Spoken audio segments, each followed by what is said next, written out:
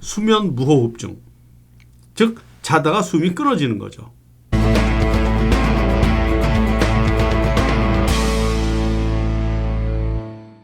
네, 구독과 좋아요, 알람 설정을 부탁드리겠습니다.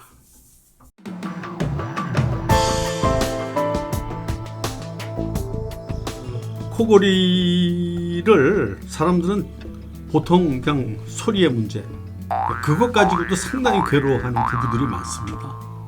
또 어디 여행을 갔는데 한 사람이 코골이를 심하게 하면 그 방에 있는 사람들이 전부 잠을 못 잘 정도로. 주로 코골이는 소리, 소리도 무척 괴로운 거죠.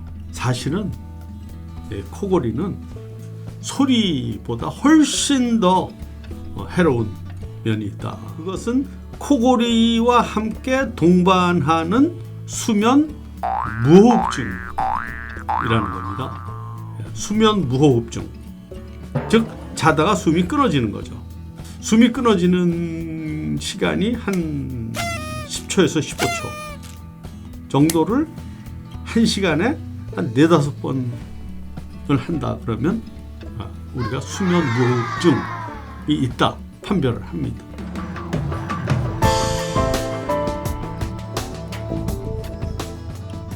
이 수면 무호흡증은 이 생명에 지장이 있을 정도의 심각한 질환이라는 사실을 잘 알고 있어야 됩니다.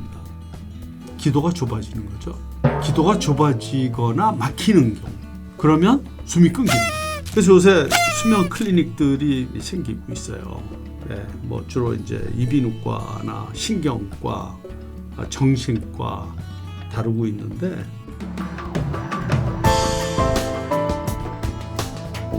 치과가 아주 중요한 해결책으로 부상 중에 있습니다. 우선 수면 무호흡증이 있으면 가장 심각한 것이 뭐냐면 혈중 산소 농도가 줄어든다. 우리가 보통 혈중 산소 농도가 5%만 부족하면 심각한 합병증이 생기는 것으로 우선 고혈압, 비만, 무기력, 만성 피로, 주간 졸림증, 당뇨, 부정맥, 뇌졸중, 뇌졸중은 보통 사람의 8배, 성기능 장애, 업무 방해, 운전사고, 이런 것들. 그리고 자다가 사망하는 주 원인도 수면 무호흡증. 또 아이들인 경우에 수면 무호흡증이 있으면 ADHD, 주의력 결핍, 과잉 행동 장애, 이런 것들. 특히 그 수면에 대해서는 그 미국의 스탠포드 대학이 많은 연구를 하는 것으로 유명한데요.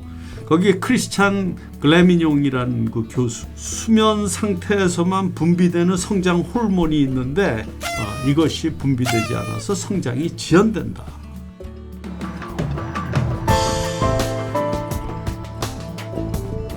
그럼 이거 고쳐야 되는데 어떤 해결책이 있느냐? 코골이 치료법은 크게 3가지.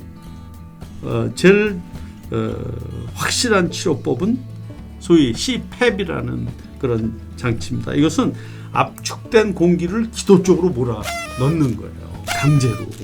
공기통 같은 게 옆에 있죠. 효과는 최고인데 결정적인 단점이 있습니다. 이 사람이 이게 무슨 비행기 조종사 같은 걸 뒤집어 쓰고 자야 되는, 처음에 잘 끼다가 어느 정도 지나면 끼질 않습니다. 특히 해외여행 갈 때 그 통을 들고 갈 수도 없고. 그 다음 2번째, 코 수술입니다. 비대해진 아데노이드나 톤실, 그게 기도를 막으니까 그거를 절개하는 거죠. 도움이 됩니다. 근데 이것 또한 큰 단점이 있습니다. 뭐냐, 재발률이 거의 50%라는 거죠. 그 다음에 아주 간편한 구강장치가 있습니다. 3번째, 구강에 장치를 넣었다 뺐다 할 수 있는 거예요. 잠잘 때만 끼고 자고, 그 장치를 끼면 턱이 좀 이렇게 앞으로 나오게 됩니다. 그럼 기도가 열리게 되죠.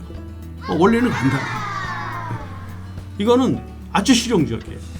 이 장치는 하버드 의과대학의 닥터 스캇 샌즈라는 사람이 연구를 해서 적극적으로 추천하는 치료법이다. 그래서 전 개인적으로도 장치를 끼우고 있는데 코골이 수면 무호흡증이 있는 분들한테는 아주 간편한 구강 장치. 이건 치과에서 맞춤형으로 치과에서 본 떠가지고 한 번 맞추면 뭐 특별한 문제가 없는 한은 뭐 저같이 지금 4년 5년째 끼고 있습니다. 여행 갈 때 꼭 가져가죠. 없으면 불안하니까. 네. 아주 간편한 구강 장치 아주 적극적으로 추천하고 싶습니다.